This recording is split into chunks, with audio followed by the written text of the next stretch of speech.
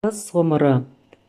Қараңғы бөлменің бір бұрышында бүрісіп жылап отырған Бануды ешкім басынан сипап жылы сөздер айтып жұбатпады.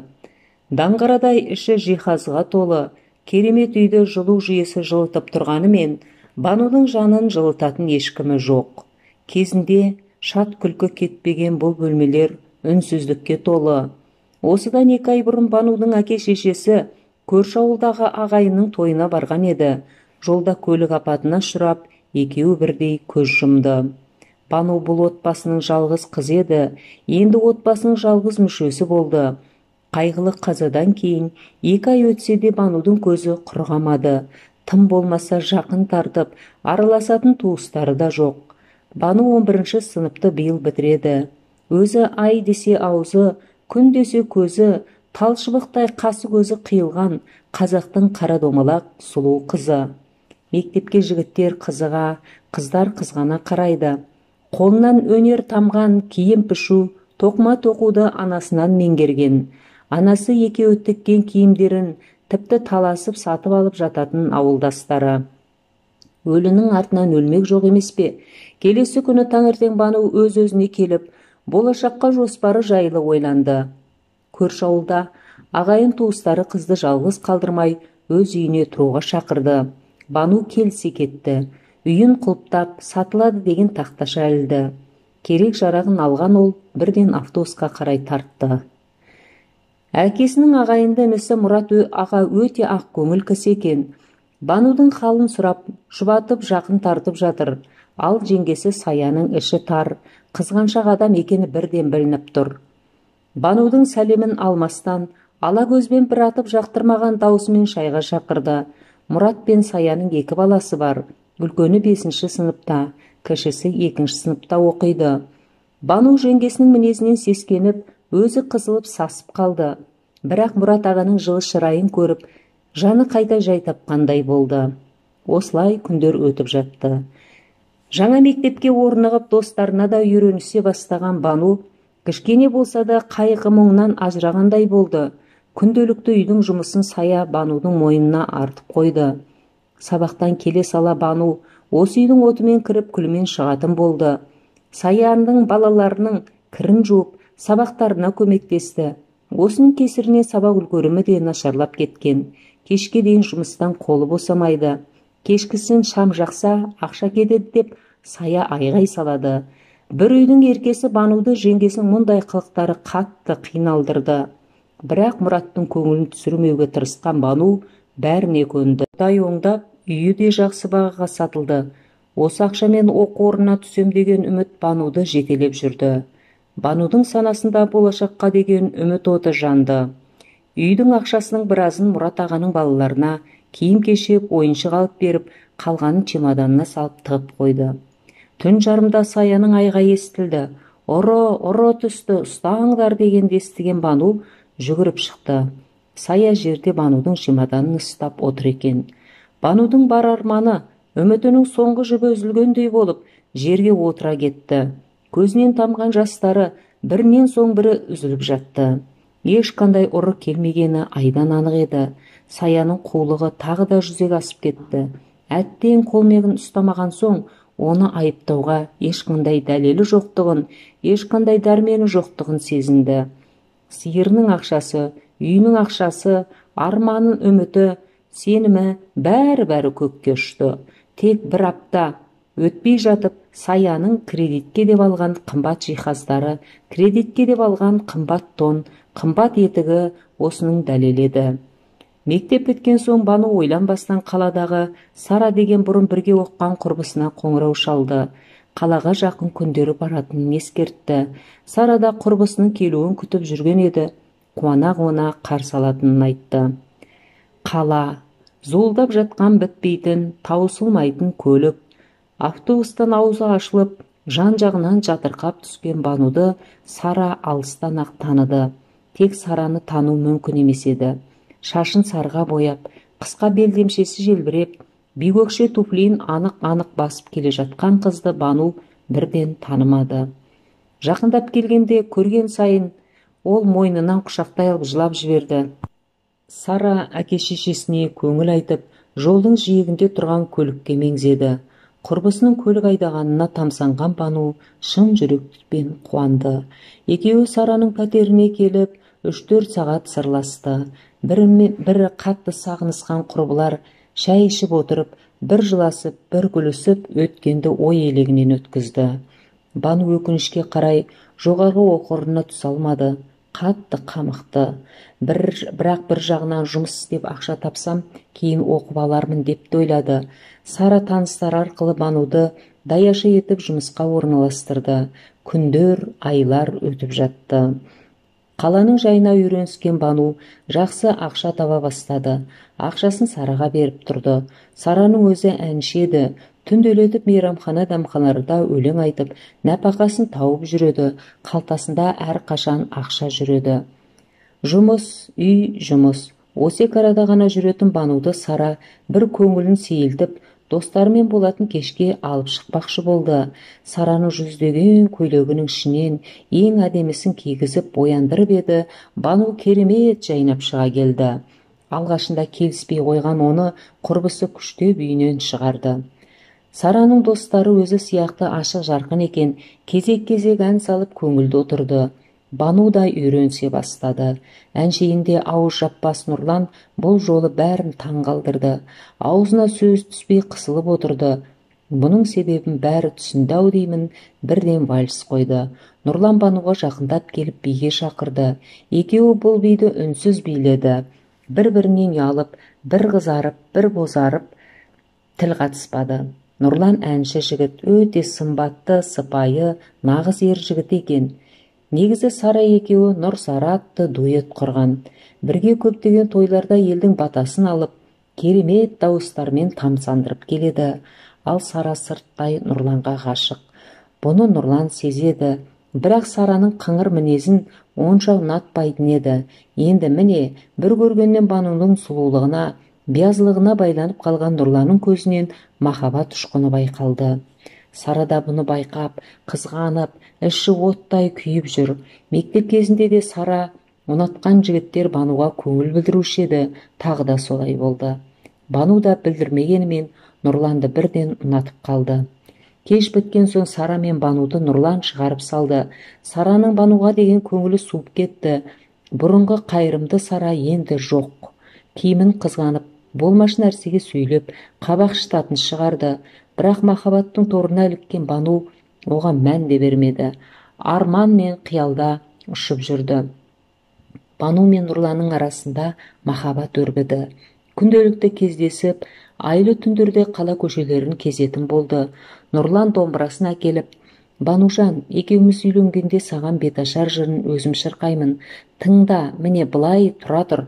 Бетіңді мынамен жаба тұр» деп киімін жауып қойып, «Айт келін-ау, айт келін» деп шырқай жөнелетін. Көшедегілер таңырқап та, тамсанып та қарап өтетін. Бану киімнің астында шексілесі қатып күліп отырады. Құшақ-құшақ күлге Бануды қарық қылды. Екеуі ғашықтар көлінде жүзді.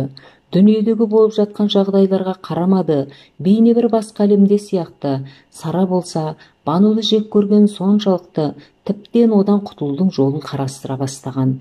8 наурыз еді. Нұрлан Бануды кешкі сағат 8-де орталық саябаққа шақырды. Өкінішке қарай қаланы білмейтін Бану Сарадан көмек сұрады. Осыны пайдаланған Сара ойланбастан басқа саябақтың мекен жайын сызып берді. Әдемі киініп дайындалып Бану кездесуге шықты.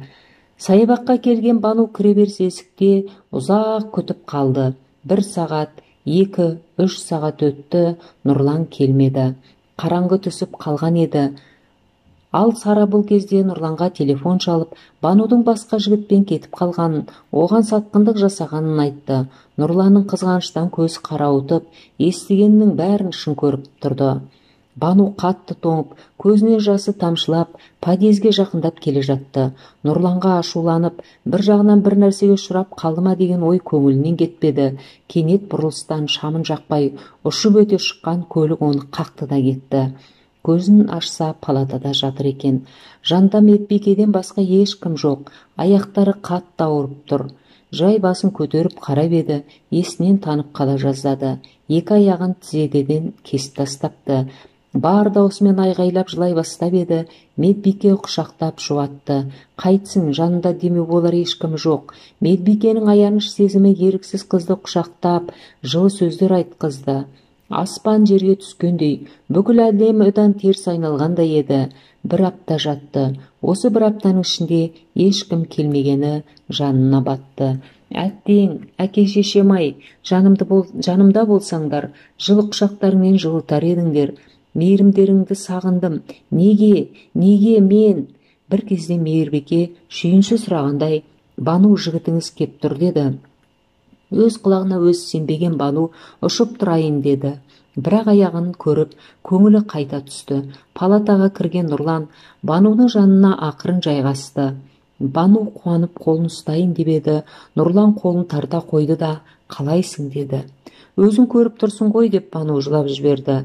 Кешір, Бану, мен қоштасуға келдім, деген Нұрланның сөздері жығылғанға жұдырық болды.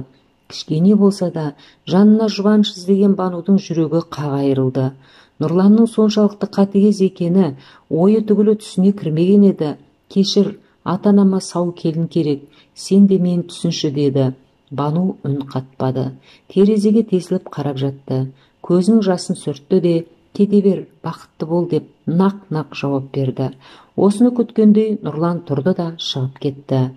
Бану бұдан соң жыламады. Қайта бұндай сатқыннан дер кезінде құтылғанына тәубе етті. 2 аптадан соң дәрігерлер қыздың жағдайын біліп, мүгедектер арбасын тауып берді. Ауруханадан арбамен шыққан қыз бірден Сараның үйіне тартты. Сара есігін ашты да, ренжіме, Бану, мынау киімдерің, менімен бірге тұра алмайсың, саған бір адам қарау керек қой, деді кемсітіп. Бану Сарадан осыны күткен еді. Себебі оны Сараның көлігі қаққанын сезген. Киімдерің арасынан тек керектілерін теріп алайын, көтере алмаспын деп ойлаған Бану, киімдерін ақтарып отырып, анасы екеуі тіккен көйлектерді көріп, көңілі босап кетті. Бар ішіндегі жиналған қайғысын көйлекті бетіне басып отырып жылап шығарып салды. Бұны көріп тұрған Сара еш аяушылық танытпады. Қайта Нұрланға қолы жеткенін сезініп, қуанып тұрды. Тіккен киімдерін Бану орталық базардың алдына жайып қойды. Мүмкін мүгедек тіккен көйлектерді біреу аяп сатып алатын шығар деп ойлады. Негізі осы отырысына өзі қатты қынжылды. Киімдеріне мән беріп жатқан ешкім жоқ. Бірақ сұлу қыздың бұл отырысы көбісінің көңілін жабырқатты. Кеш те батып қалған. Қалтасындағы азын-аулақ тиынға жақын жерден барып ыстық нан алып келейін деп, арбасының дөңгелегін айналдырып кетті. Нанын алып келе жатыр еді, оның киімдеріне бір өте сымбатты, қымбат киінген үлкен келіншек тамсана қарап тұрғанын байқады. Жанына ұшып келіп, апай, бірдеңе іздедіңіз бе, ұнады ма, деп алғашқы жақындаған адамына қуанып кетті. Бұл дүниелерді кім тікті, кім тоқыды, деді. Мынаны мамам, мынаны мен, деп мақтаныш сезімін көрсетіп жатыр еді. Майра сүйсініп, менің салонымда жұмыс істейсің бе, деді. Алланың өзі жіберген бір мүмкіндік екенін түсінген Бану қуанып кетті. Салон керемет екен, іші үлкен. Майраның қол астында алдығы жұмыс істейді екен, тек байлар киінетін салон шамасы. Бану бірден тігілген, пішілген киімдерді қызықтап кетті. Майра Бануға таза киім беріп, қызды жөніне келтірді. Бірден жалақысын келісіп алды. Бірақ қазір Бану жалақыны ойлап тұрған жоқ. Қалай базарда түнеймін деген қорқыныштан құтылғанына қуанып отыр. Майра өте ақ көңіл, қайырымды келіншек. Жалғыз ұлы бар, ол шетелде дәрігер болып жұмыс істейді екен. Бануды қызындай көріп кетті. Банудың да қолынан өнері тамып тұрыр емес пе? Оның тіккен бұйымдарына сұраныс тартып, Майраның ісі оңға басты. Майра ұлы Сәбитті әуежайдан күтіп алды. Жолай болған оқиғаларды Бану жайлы бәрін айтып берді. Келе сала Сәбит Банумен танысуға асықты. Себебі өзі дәрігер болған соң әрқашан қол ұшын беруге асығып тұратын. Банудың сұлулығына тәнті болған Сәбит бірден шетелдегі қызметтестеріне хабарласып, оған протез аяқ салдыруға келісті. Бұндай мейірімділікті бұрын соңды көрмеген Бану бұл кісілерге шексіз риза еді. Бір айдан соң Бану мен Сәбит Израилға ұшты. Ол жақта 3 апта болып, қайта Қазақстанға аяқтан еш айырмашылығы көрінбейтін, білінбейтін жасанды аяқпен қайтқан Бану бақыт деді. бір-біріне бауыр басып қалған екеуі қалай ұнатып қалғандарын да байқамай қалды. Сондықтан Сәбит Бануға үйленуге ұсыныс жасағанда ол ойланбастан келісті. Тойға да аз күн қалды. Тамада таңдап отырған Бану газет бетіндегі Сара мен Нұрланның суреттерін көз шалып қалды. Сәбиттің оның еркелігін көтеретінін білген Бану тойымызға 2 тамада жалдайықшы деп өтінді. Сәбит Банудың айтқанын не кетпейтін. Бану Сара мен Нұрланды және тағы бір тамаданы жалдап қойды.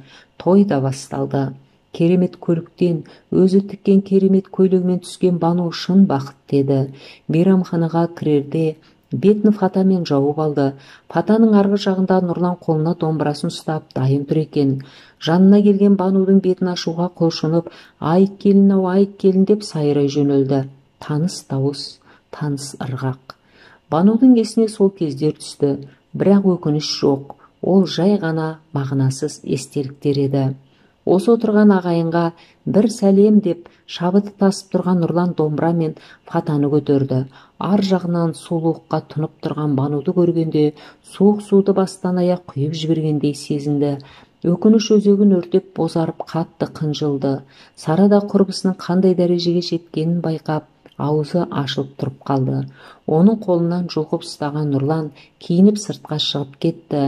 Ол кезде Сәбит пен Бану бақыт вальсінде айналып жатқан еді.